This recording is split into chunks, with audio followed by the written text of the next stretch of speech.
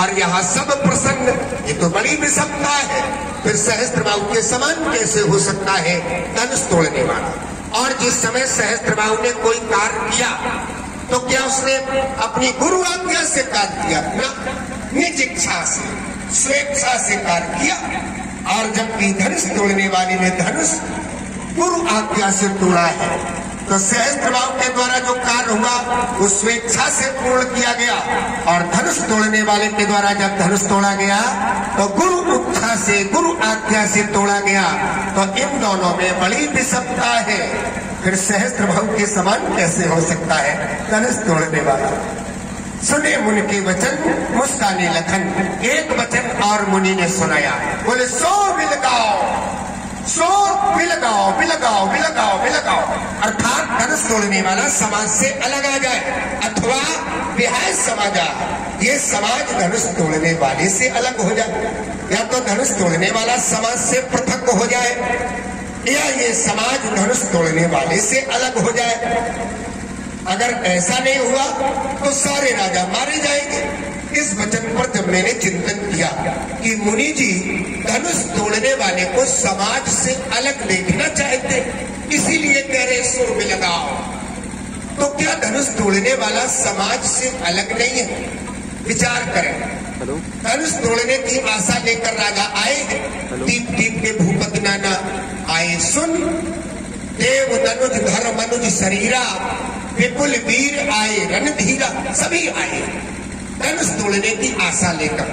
और बहुतों ने प्रयास किया धनुष तोड़ने का, बहुतों ने प्रयास किया।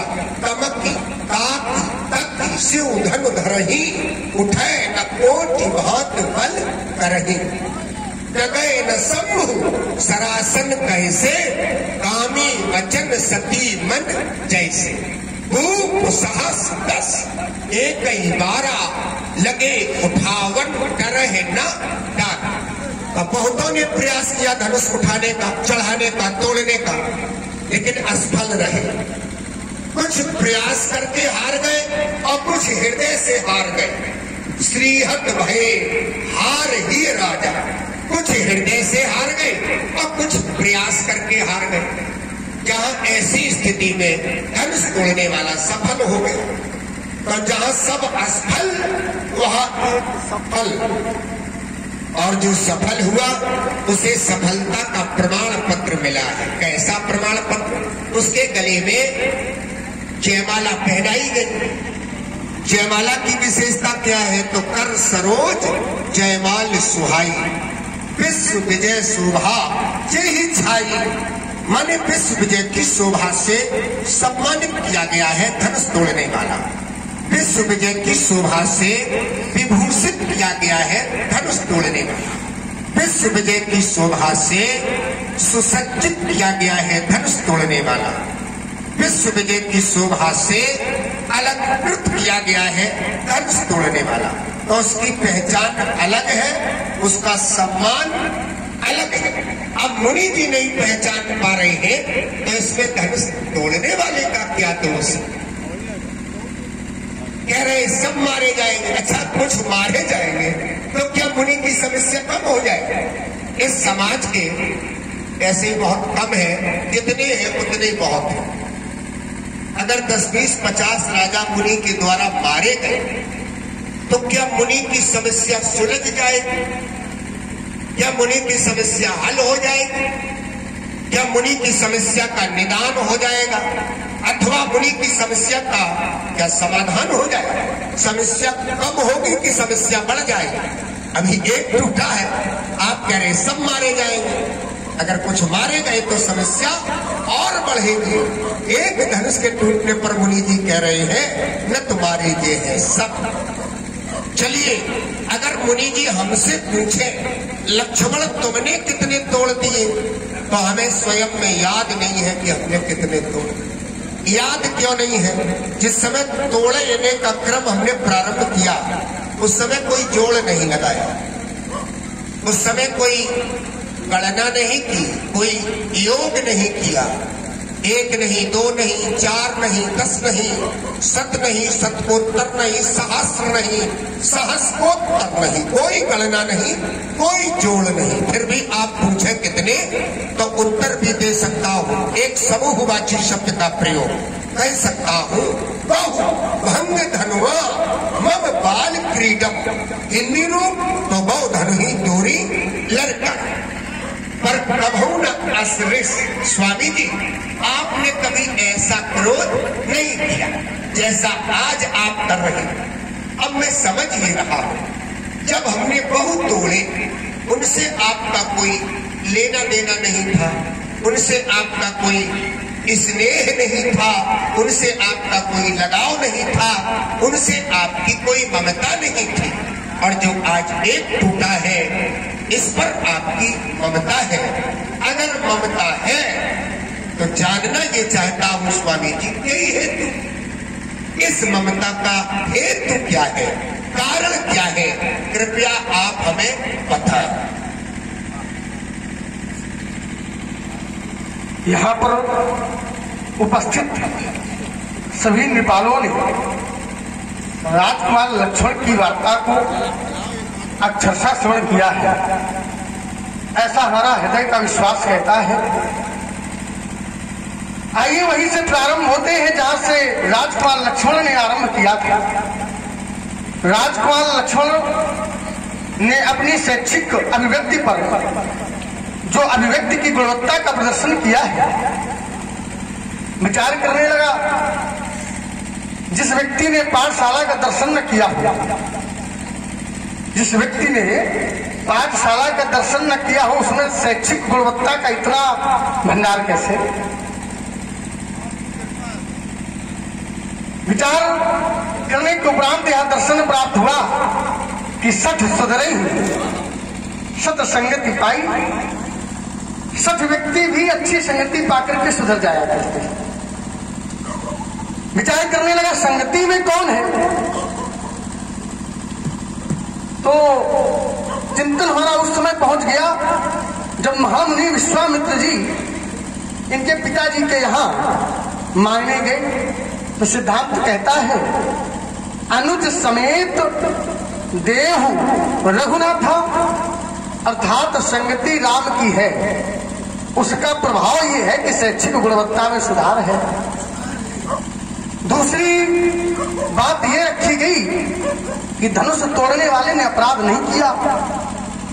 कि आपका दृष्टिकोण कहता है राजकुमार लक्ष्मण कि धनुष तोड़ने वाले ने अपराध नहीं किया। जब मैं विचार करता हूं तो उसने एक नहीं, दो नहीं, कई अपराध किए। जैसे जिस धनुष का खंडन किया गया, वह धनुष संसार में धर्म ध्वजा फहराने के हेतु बनाया गया था। वह धनुष धर्म का रक्षक था, और धर्म के रक्षक का यदि वध कर दिया जाए तो वध करने वाला धर्मात्मा होगा या दुष्टात्मा होगा। धनुष तोड़ने वाला पुण्यात्मा या दुरात्मा। बताया कि हमारे दृष्टिकोण में अपराधी नहीं। राजकुमार लक्ष्मण, धनुष भगवान शंकर का, मैं भगवान शंकर का, हमारा उससे संबंध जो है सीधा है। वस्तु हमारी तोड़ी गई है,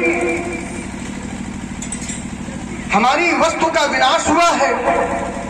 अपराधी हम सिद्ध करेंगे या आप करेंगे? अपराध हम बताएंगे।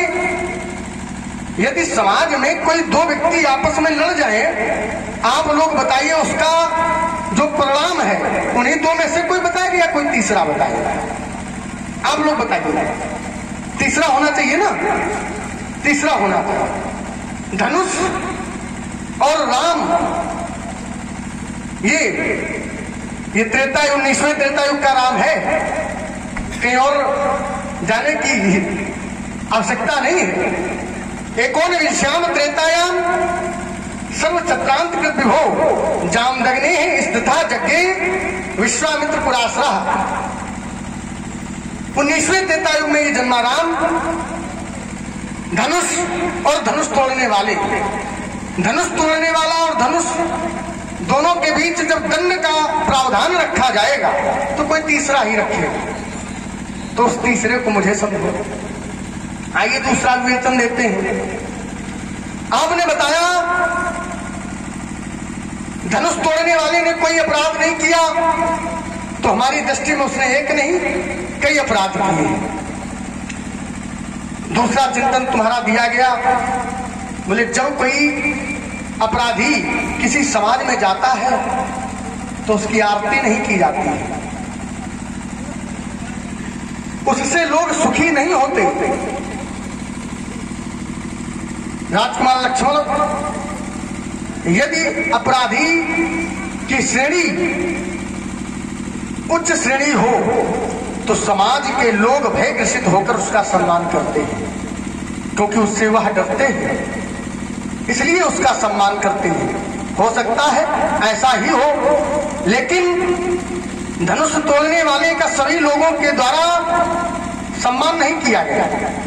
जैसे यहां पर बैठे हुए राजाओं के मध्य से एक सिद्धांत निकल कर आया, बोले ले छड़ाई सी कह को धरी बांधेऊ निप बालक दो, ये दो निप बालक। विचार करने लगा, अगर सभी प्रशंसा कर रहे होते तो बांधने की मारने की बात क्यों हो रही होती धनुष तोड़ने वाले के साथ। आइए तीसरा धरातल आपका आया। आपने कहा धनुष तोड़ने वाले की क्षमता महर्षि परशुराम जी के द्वारा सहस्त्राबाहु अर्जुन के साथ की गई, जबकि सहस्त्राबाहु अर्जुन एक अपराधी था, उसने गौ का हरण किया था, उसने महात्मा जमदग्नि के आश्रम में आग लगाई थी, उसने जितने भी कर्म किए थे सभी निंदित थे। जबकि धनुष तोड़ने वाले की आरती हो रही, करें ही आरती पुर नर नारी, आरती हो रही है। राजकुमार लक्ष्मण, आपने समुच्चयवाचक शब्द का हमको बोध कराया था अपनी वार्ता में। व्याकरण के उसी दृष्टिकोण के अनुसार हम आपको एक अलंकार का बोध करा रहे हैं। जिस पाठशाला में तुम गए नहीं हो, मैं उस पाठशाला का कुलपति रहा हूं। व्याकरण का एक दृष्टिकोण ये कहता है, यदि दो व्यक्तियों के बीच में किसी एक गुण की भी समानता प्रकट हो जाए, किसी एक गुण का दर्शन हो जाए दोनों में, तो समानता दे देनी चाहिए, उपमा दे देनी चाहिए। व्याकरण में अलंकारों में एक उपमा अलंकार आता है। अलंकार ये कहता है कि यदि किसी व्यक्ति वस्तु स्थान की किसी दूसरे व्यक्ति वस्तु स्थान से किसी एक गुण धर्म के आधार पर भी समानता हो जाए तो दोनों में उपमा समानता की दे देनी चाहिए। तो वहां भी एक महात्मा का वध हुआ और यहां भी एक महात्मा का वध हुआ। वहां भी एक सजीव का विनाश हुआ, यहां पर भी एक सजीव का विनाश हुआ। आज तो हमने जब गुणों का अध्ययन किया तो उस धनुष तोड़ने वाले में और सहस्त्राबाहु अर्जुन में कोई भिन्नता नहीं दिखी, इसलिए कहा गया सहस्त्रबाहु सम सो रुकमो। अग्रिम वार्ता की श्रेणी में आपके द्वारा ये कहा गया कि महात्मा परशुराम जी ने कहा सो बिलगाओ बिलगाओ बिलगाओ। आपके द्वारा इस शब्द का उच्चारण कई बार किया गया, उस समाज से अलग कर दिया जाए। यदि ऐसा न किया गया तो सभी राजागण मारे जाएंगे। बोले ये गलत है या सही है? ये न्याय संहिता के अनुसार सत्य है या असत्य है? चलिए हम न्याय संहिता सही ले लेते हैं।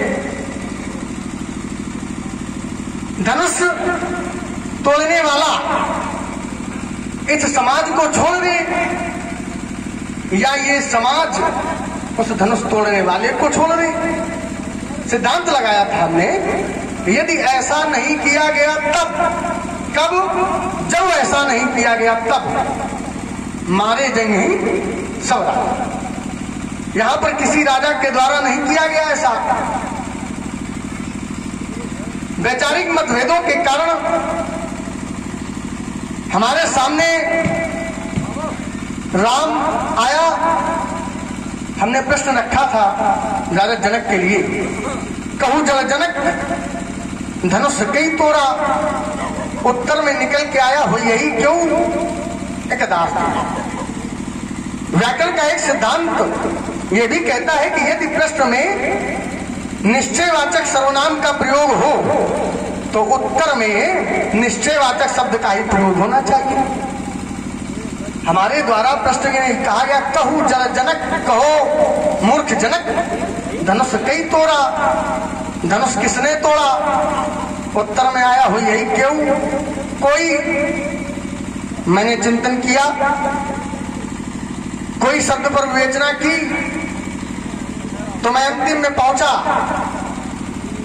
माता भवानी भगवान शंकर से कहती, नर सहस्त्र मह सुनो पुरारी, को एक होई धर्म मृत धर्म। ये कोई शब्द जो है ये अनिश्चयवाचक शब्द का बोध कराता है, प्रश्न के उत्तर में सटीक निर्णय पर नहीं पहुंचा। विचार करने लगा इस कोई की खोज कैसे की जाए, तो खोज के लिए हमने सिद्धांत लगाया नत मारे जनी सब। राजकुमार लक्ष्मण के द्वारा अग्रिम धरातल दिया गया। बोले अगर हमसे महात्मा पूछे कि कितने धनुष तोड़े, उत्तर में हम नहीं बता पाएंगे कितने। आपका ये वाक्य आपकी प्रथम श्रेणी की गुणवत्ता पर प्रश्न चिन्ह है राजकुमार लक्ष्मण। हम कितने धनुष तोड़ रहे हैं बाल काल में, अभी हमसे पूछे हम ना बता पावे तो मतलब है गलत है। यहाँ पर बैठे हुए सभी लोग ये विचार करें कि जिस व्यक्ति के द्वारा कई कार्य किए गए हो और उस व्यक्ति से पूछा जाए कि तुमने कितने कार्य किए, हो गए पाऊ। फिर अनिश्चयवाचक सर्वनाम का प्रयोग, माने बड़ा भाई भी अनिश्चयवाचक सर्वनाम का प्रयोग, छोटा भाई भी अनिश्चयवाचक सर्वनाम का प्रयोग। हमें लगता है जिस पाठशाला में दर्शन किया क्या निश्चय सर्वनाम नहीं बताया गया है। विचार करने लगा राजकुमार लक्ष्मण की इस वार्ता पर कि बहु धनुही तोड़ी लड़काई, बहुत सी धनुइयां तोड़ दी। आपने जो ये उदाहरण अपने चरित्र से प्रस्तुत किया, इसका उत्तर अग्रिम अर्धाली में ही आपके द्वारा कहा गया। विचार करते तो आप इस अर्धाली को नहीं रखते। आपने कहा बहु धनुही तोड़ी लड़काई, हमने लड़काई अवस्था में बहुत सी धनुइयां तोड़ डाली है। आप लोग बैठे हैं, यदि लड़काई अवस्था में बालक बाबा के पास आवे और बाबा से कहे बाबा घोड़ा बनो, बाबा बनेंगे कि नहीं बनेंगे? बाबा के सीने से लग जाए और बाबा की दाढ़ी नोचे, बाबा क्या करें? उठा के पटक देंगे। आप लोग निर्णय करेंगे इसका। बाबा उठा के पटक देंगे क्या? नहीं पटकेंगे। क्यों? अवस्था लड़काई की है। लेकिन वही बालक बड़ा हो जाए और फिर बाबा की दाढ़ी नोचे, तो आप लोग बताओ फिर क्या होना चाहिए? फिर छोड़ देना चाहिए? बोलिए, नहीं छोड़ना चाहिए ना।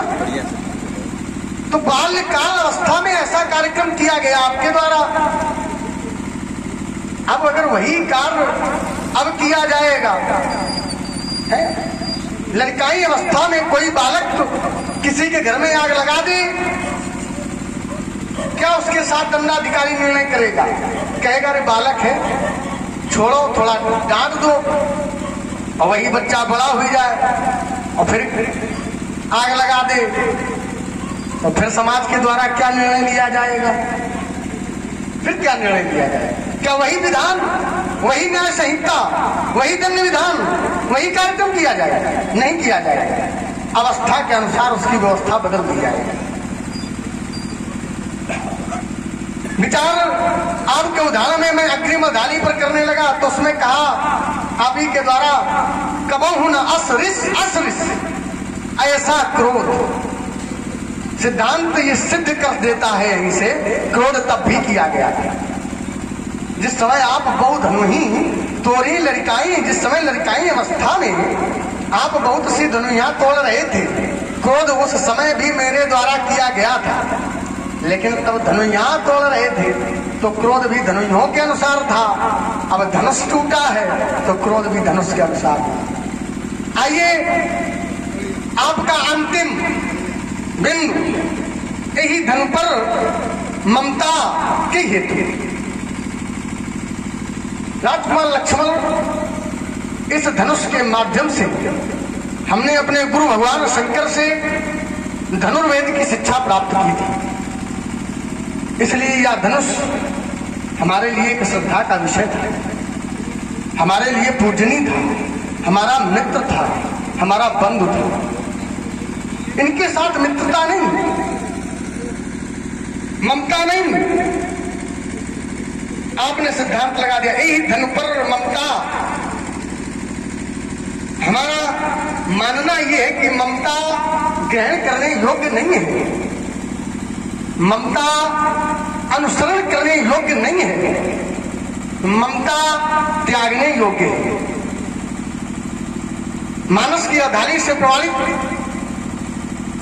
बोले ममता तरुण तमी अंधियारी, ममता युवा रूपी अंधियारी रात्रि है। बोली करती क्या है? राग द्वेष उलूक सुखकारी। ममता राग और द्वेष से परिपूर्ण उलूक को सुख देने वाली है।